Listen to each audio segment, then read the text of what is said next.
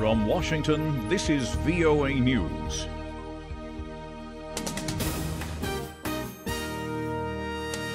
I'm Jonathan Smith reporting. President Donald Trump's national security advisor says the deadly violence that broke out at a white supremacist rally in Charlottesville, Virginia on Saturday meets the definition of terrorism.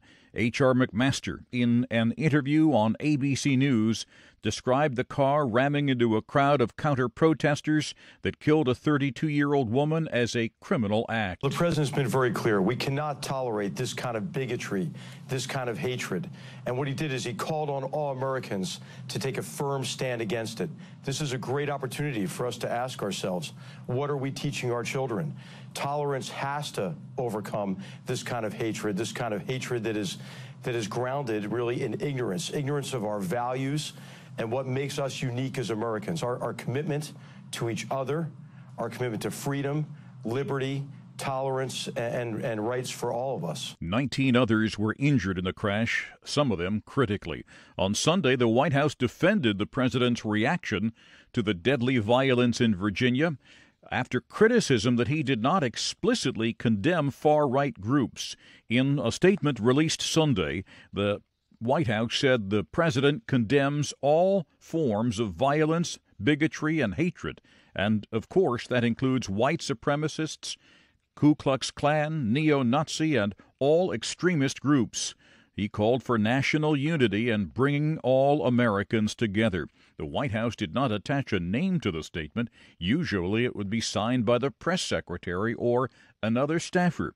The U.S. Justice Department says it has opened a civil rights investigation of the violence. This is VOA News.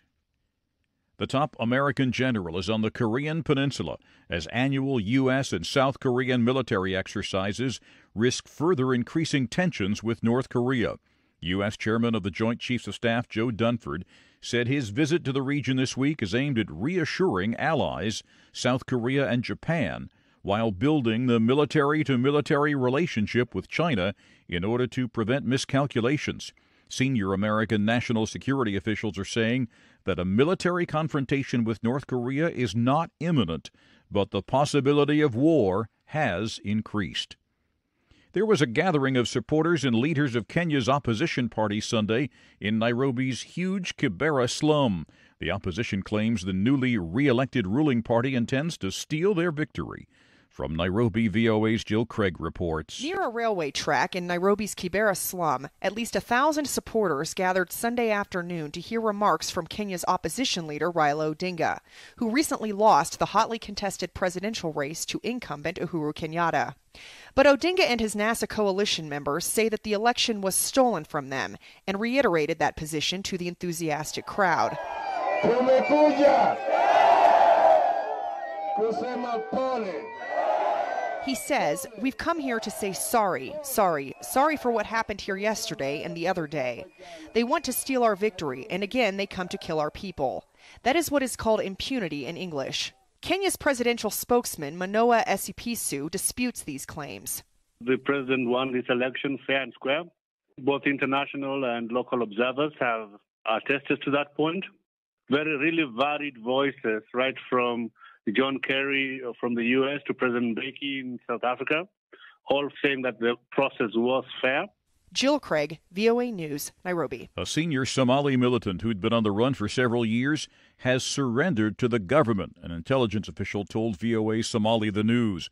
Mukhtar Robo Ali, known as Abu Mansour, met with government representatives early Sunday morning at his hideout in Abal village in southwest Somalia, and was later taken to the main town of Hodor. A senior regional official told VOA Somali. Shine Mwalem Nuro is the commander of Special Forces in the Southwestern Regional Administration. He led government officials who reached Robo's base in Abal on Saturday. He said he had met him last night in the battlefield in Abal, where Robo's men and Al-Shabaab have been fighting for the past few days. You can find more on these and other late-breaking and developing stories from around the world, around the clock at voanews.com. I'm Jonathan Smith, reporting from Washington. That's the latest world news from VOA.